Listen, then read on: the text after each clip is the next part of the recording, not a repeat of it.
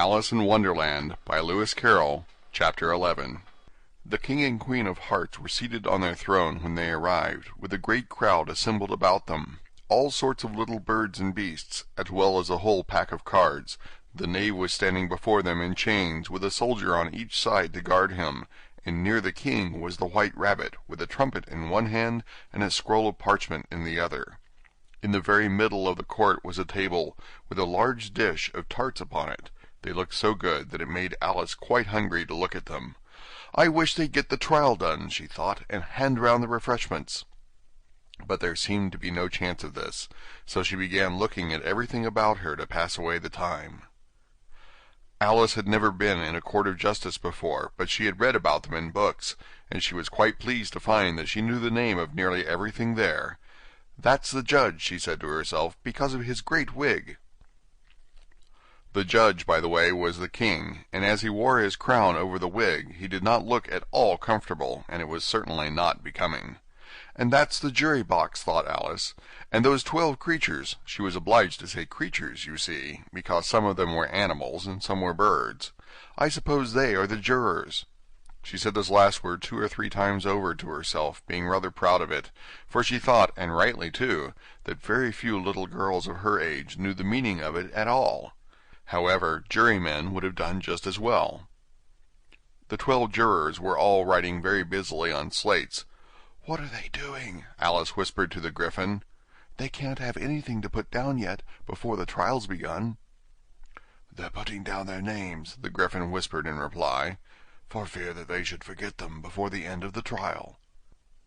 "Stupid things!" Alice began in a loud, indignant voice, but she stopped hastily, for the white rabbit cried out, "Silence in the court!" and the king put on his spectacles and looked anxiously round to make out who was talking. Alice could see, as well as if she were looking over their shoulders, that all the jurors were writing down "stupid things" on their slates, and she could even make out that one of them didn't know how to spell stupid, and that he had to ask his neighbor to tell him.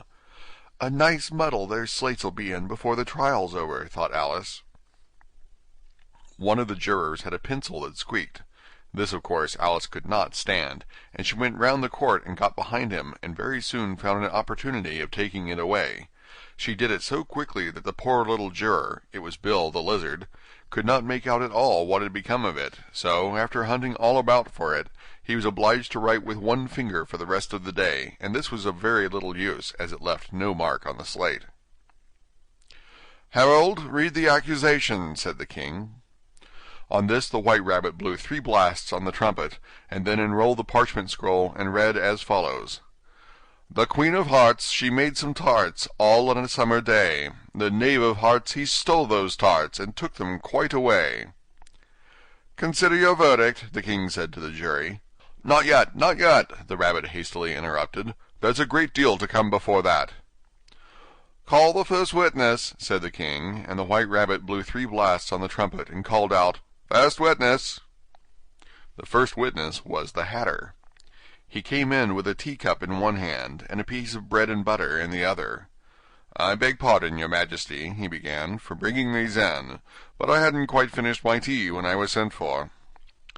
"You ought to have finished," said the king. "When did you begin?" The Hatter looked at the March Hare, who had followed him into the court, arm in arm with the Dormouse. 14th of March, I think it was," he said. 15th, said the March Hare. 16th, added the Dormouse. "Write that down," the king said to the jury, and the jury eagerly wrote down all 3 dates on their slates, and then added them up and reduced the answer to shillings and pence. "Take off your hat," the king said to the Hatter. "It isn't mine," said the Hatter. "Stolen!" the king exclaimed, turning to the jury, who instantly made a memorandum of the fact. "I keep them to sell," the Hatter added as an explanation. "I've none of my own. I'm a hatter." Here the queen put on her spectacles, and began staring at the Hatter, who turned pale and fidgeted. "Give your evidence," said the king, "and don't be nervous, or I'll have you executed on the spot." This did not seem to encourage the witness at all. He kept shifting from one foot to the other, looking uneasily at the queen, and in his confusion he bit a large piece out of his teacup instead of the bread and butter. Just at this moment Alice felt a very curious sensation, which puzzled her a good deal until she made out what it was. She was beginning to grow larger again, and she thought at first she would get up and leave the court, but on second thoughts she decided to remain where she was as long as there was room for her. "I wish you wouldn't squeeze so," said the Dormouse, who was sitting next to her. "I can hardly breathe." "I can't help it," said Alice very meekly. "I'm growing." "You've no right to grow here," said the Dormouse. "Don't talk nonsense," said Alice more boldly. "You know you're growing too." "Yes, but I grow at a reasonable pace," said the Dormouse, "not in that ridiculous fashion." And he got up very sulkily, and crossed over to the other side of the court. All this time the Queen had never left off staring at the Hatter, and just as the Dormouse crossed the court, she said to one of the officers of the court, "Bring me the list of the singers in the last concert," on which the wretched Hatter trembled so that he shook both his shoes off. "Give your evidence," the King repeated angrily, "or I'll have you executed, whether you're nervous or not." "I'm a poor man, your Majesty," the Hatter began in a trembling voice, "and I hadn't begun my tea. Not above a week or so.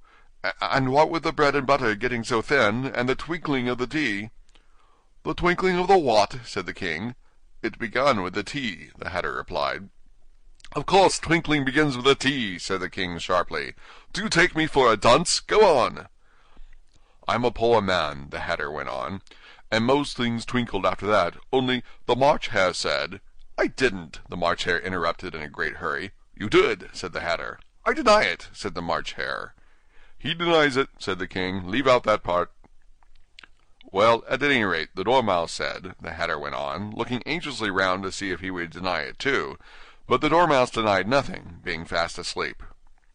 "After that," continued the Hatter, "I cut some more bread and butter." "But what did the Dormouse say?" one of the jury asked. "That I can't remember," said the Hatter.